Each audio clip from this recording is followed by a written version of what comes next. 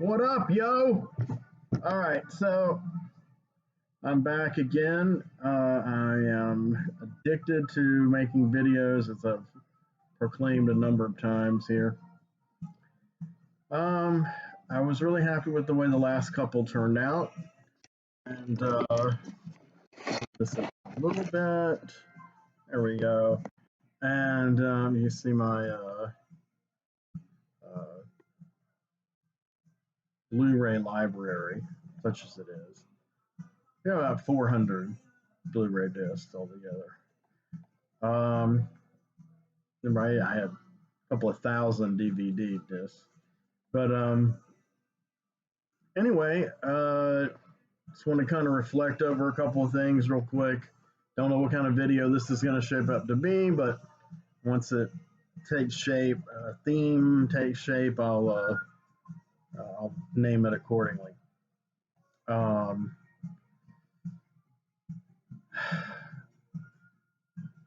Had a made an unfortunate mistake regarding a coworker of mine. It wasn't particularly egregious or something that's going to jeopardize my job, but I tried to befriend a young lady who works for the company uh, whose building that my company works in. Well, my company, I work inside of a Target, but I do not work for Target. It was a Target lead person, and uh, I've kind of fancied her for a while. I mean, as far as she seems cool, she's very attractive. She's got kind of a punk rock kind of persona, artsy, a bit cynical. But I don't want to get involved with coworkers. I have a lot in the past, and so I've avoided that.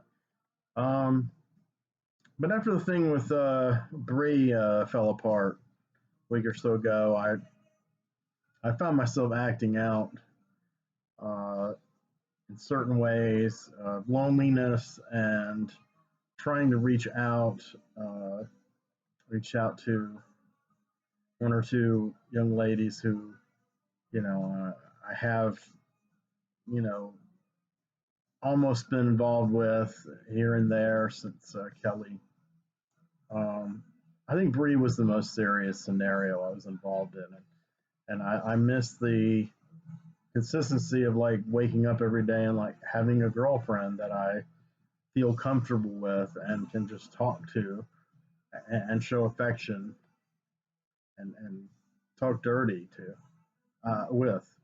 And it didn't hit me at first, but it has hit me since. I'm not going to relent on my ghosting of her, but I felt it was a self defense. It was a kind of stealing her thunder before I could have it done to me. Uh, there's a line in Wong Kar Wai's Ashes of Time Redux.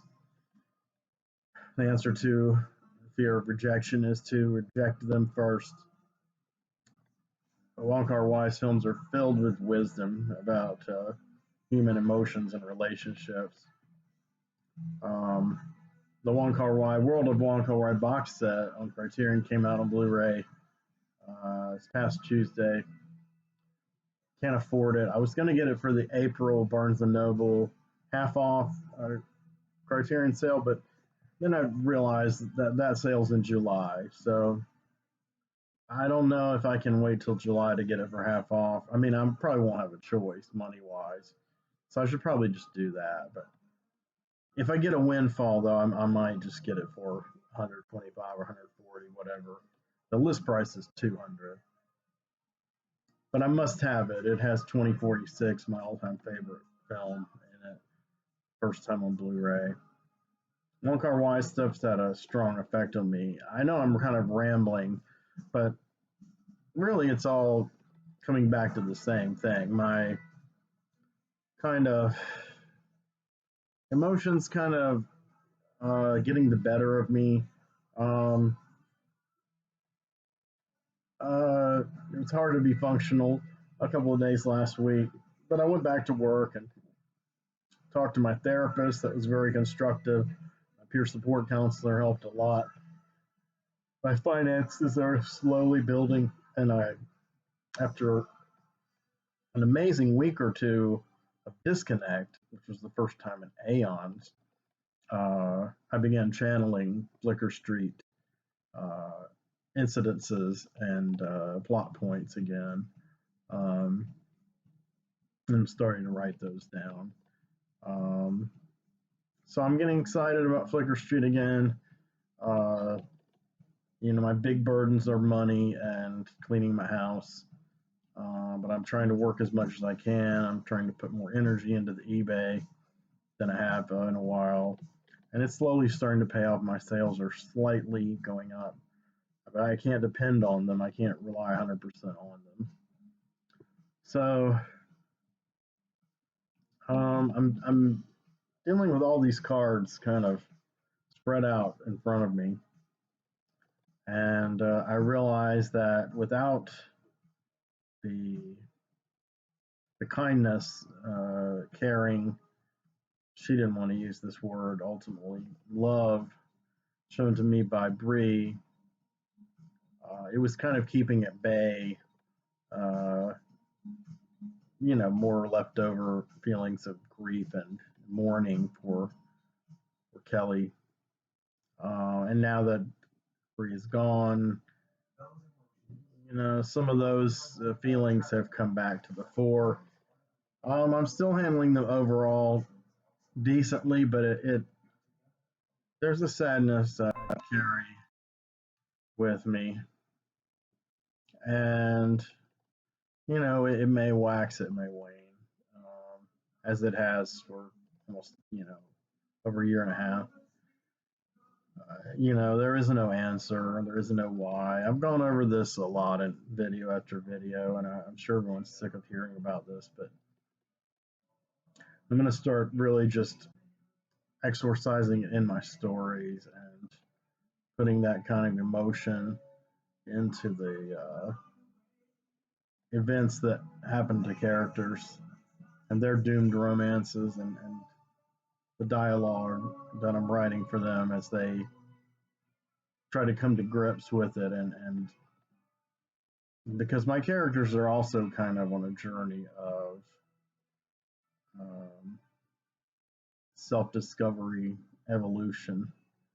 They also feel trapped in a world that, well, like Howard the Duck, they said of Howard the Duck, trapped in a world he never made.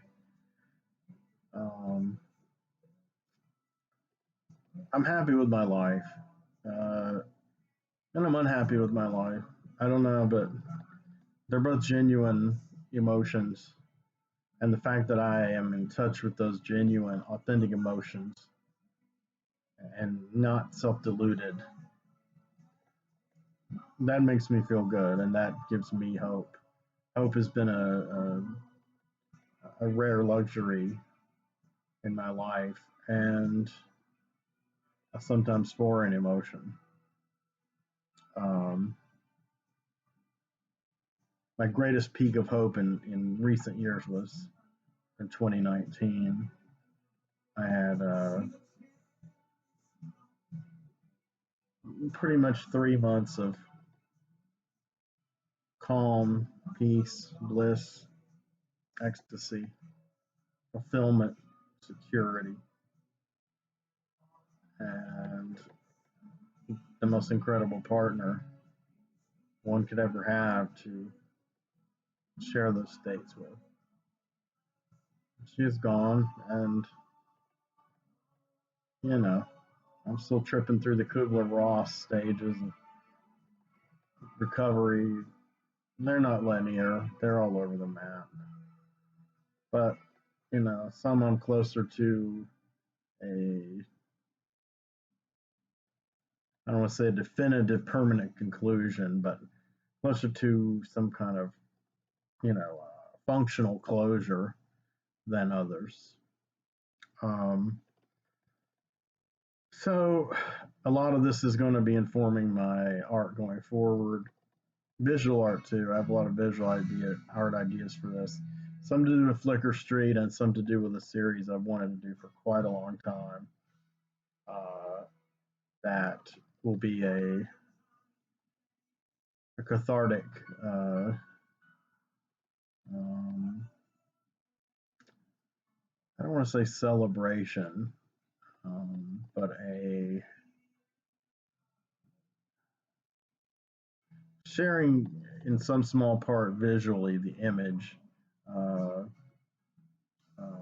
the feeling uh, that I flows through me because of a great muse in my life. I've utilized muses in Flickr Street, fictionalized characters, women that had important roles in my life. Um, but I think there will come a time when I will have to uh, embark on this project. Ultimately, I think making it visual, making it manifest, using the magic of my hands and my mind to, again, celebrate might not be the right person. Commemorate, to express um, the influence the muse has had on me. And this muse would be, the woman I almost married. And these are important works that I know are in me and must come out before I'm fully healed. I just, you know, don't know how long it's going to take. And I'm going to continue healing along the way, but I think strong expressions like this can hasten my healing because you're not facing that person in person. You're not facing their words that were often hurtful to you, but you're facing them, their image, their essence, their power over you, their inspiration they've given you, the energy they've infused you with.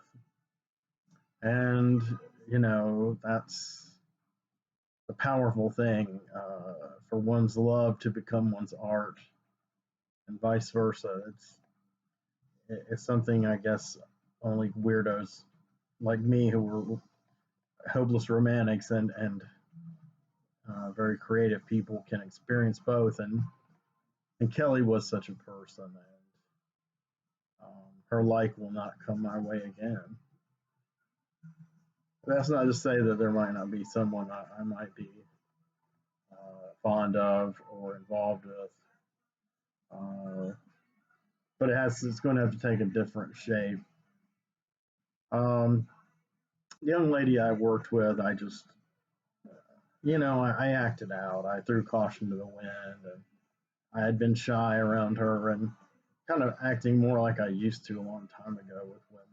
But I didn't act really nervous like I did back then, or try to impress her, or try to like ask her on a date or anything crazy. Uh, but I did tend to go quiet, tend to keep things kind of minimalistic, as emotionless as possible, but cordial. I always sensed a weird friction, and I don't know if it's because she knew I was attracted to her and that bothered her, or if she was attracted to me. Maybe probably not, or I don't know. She sensed something, and it caused friction with the kind of person she is, which is a very moody, kind of angry, but endearing at times. Uh, you know, kind of a punk rock nihilist the way I see her, and but she's had some heavy, dark personal issues to cope with, most of which were out of her control. And I don't know what she was like before then, but they've certainly hardened her.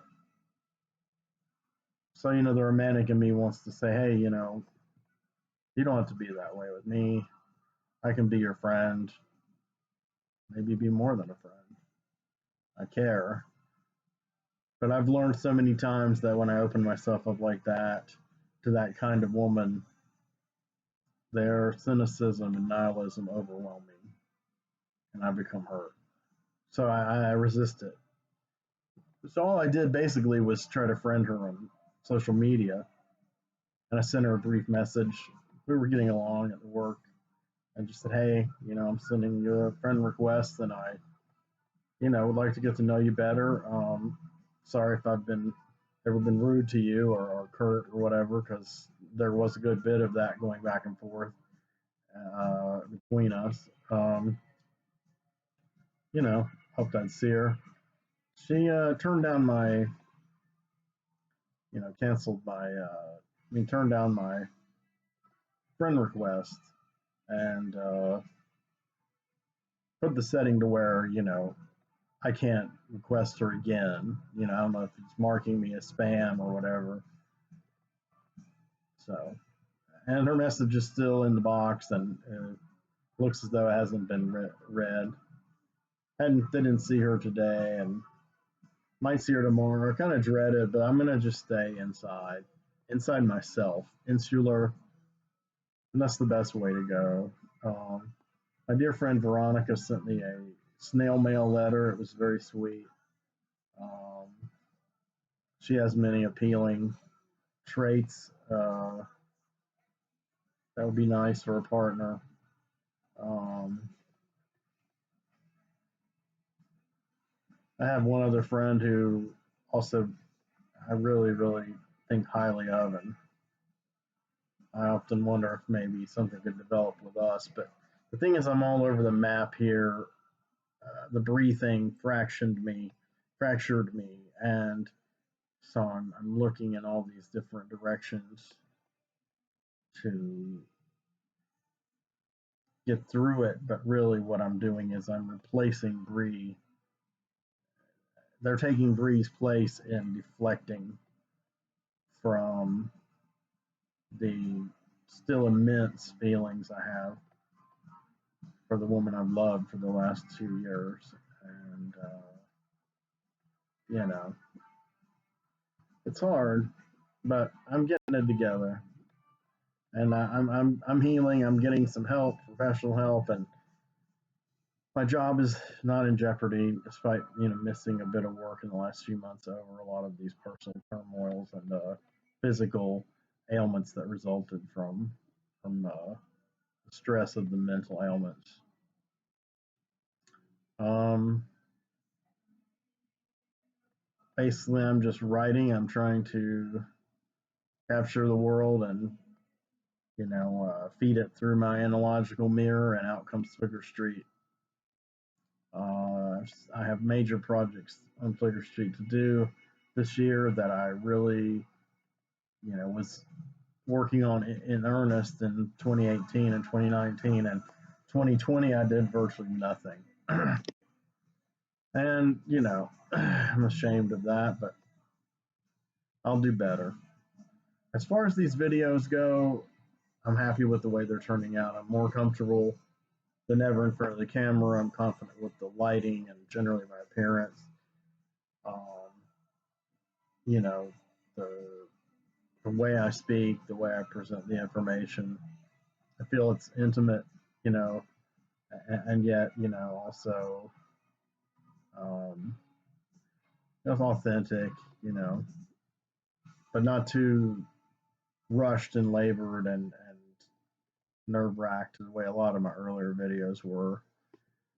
I'm more comfortable, I don't want to say in my own skin, but in this skin, in this persona. I'm growing into this persona of the host of this channel. And it's been a valuable outlet to me. And I want to thank everyone who's helped me out with it by giving me feedback and comments and thumbs up and likes and shares. And it's gradually building a small but loyal audience. And I think if I keep the quality that I've started to attain very recently, if I can maintain that and maybe even build upon that further, I'll probably have something really nice that hopefully more people can get something out of. That they can get something out of the things I'm talking about, if it corresponds with some of their own interests. Uh, and maybe they can get something out of what I have to say. The little wisdom I've accrued in a life, rife with pain, and through pain we learn. And by that logic, I've learned a lot. Um, so I can share what wisdom I have, but in many ways, I'm just as lost as anyone else. But that doesn't mean I have to remain lost. Doesn't mean that I am not on a journey to evolve. And my ex fiance wrote me off as someone who wasn't doing that.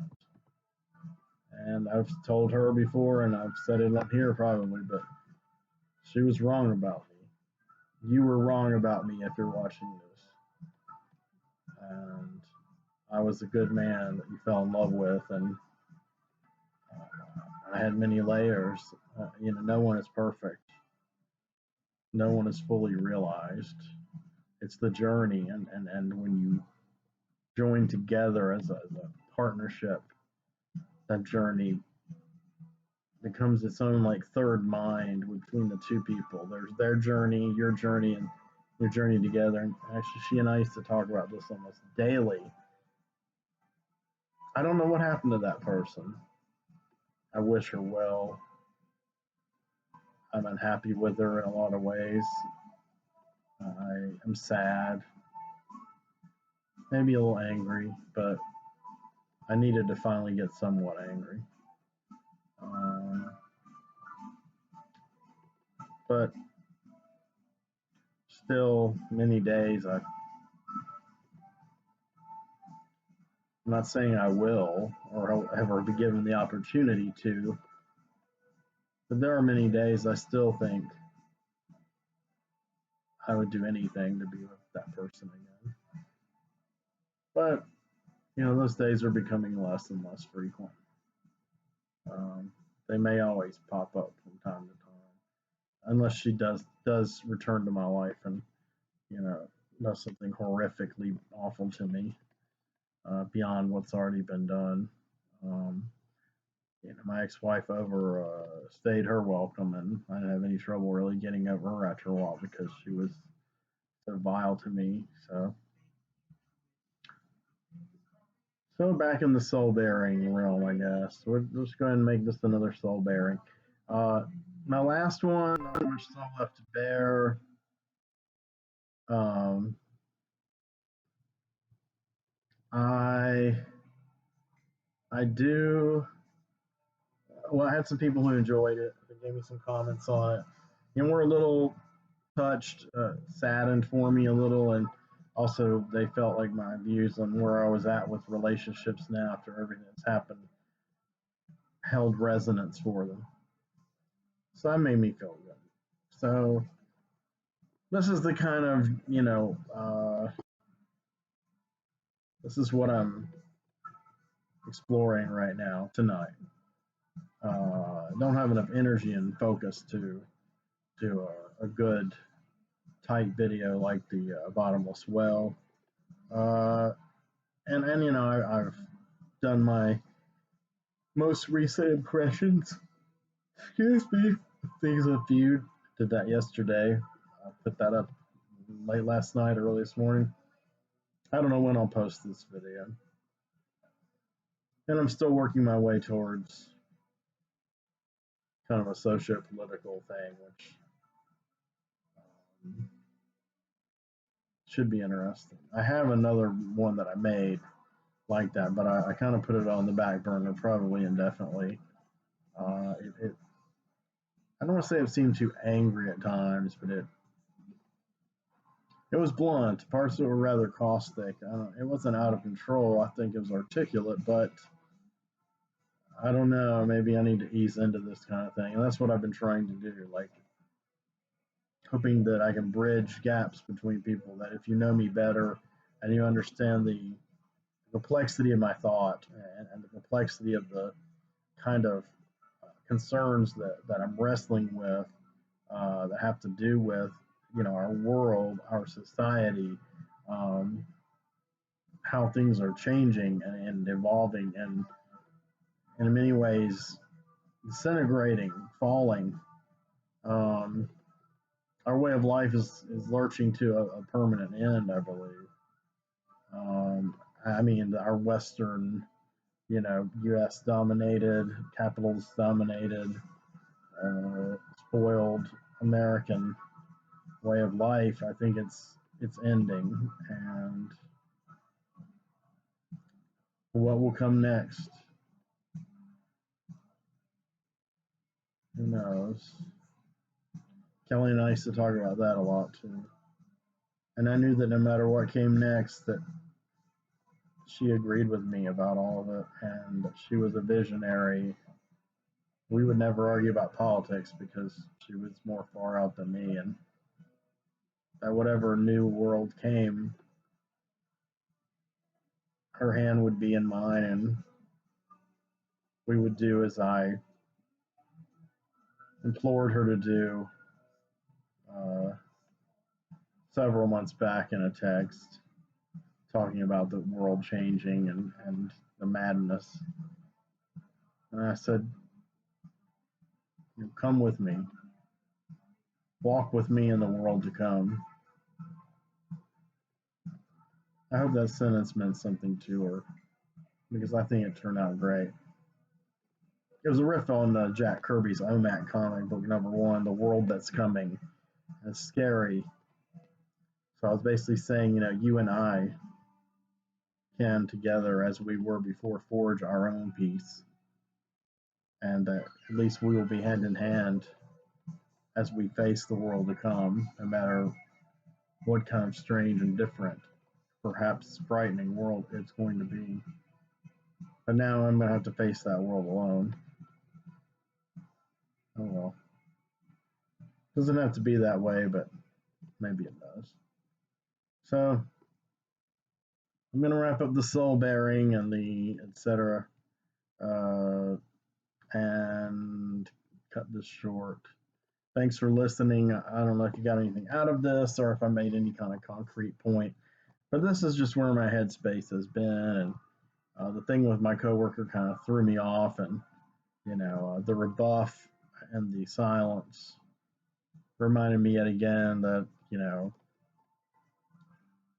gestures of kindness are often misunderstood, and you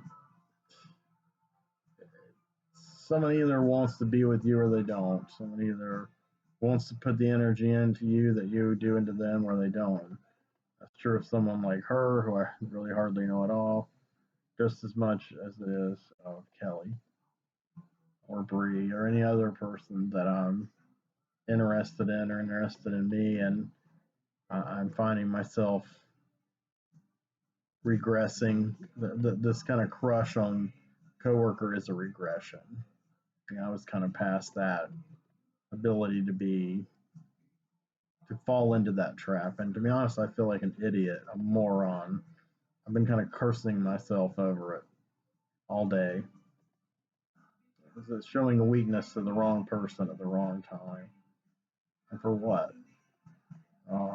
I need to learn these lessons and keep them learned. God damn it. And, you know, try not to backslide so much. With Bree, I was trying kind of a different form of love, a different kind of structure. We had a very unconventional thing. That was kind of what I needed to shift the groove away from Kelly. And when that was gone, I just started kind of madly flailing about for female companionship and people that I felt comfortable with, attracted to in different ways. The person I worked with is just, it was somebody in the flesh that I knew. The only person in this city that I actually knew, that I see regularly, that I was attracted to. Everyone else is in another state of mind. Um, well, I shall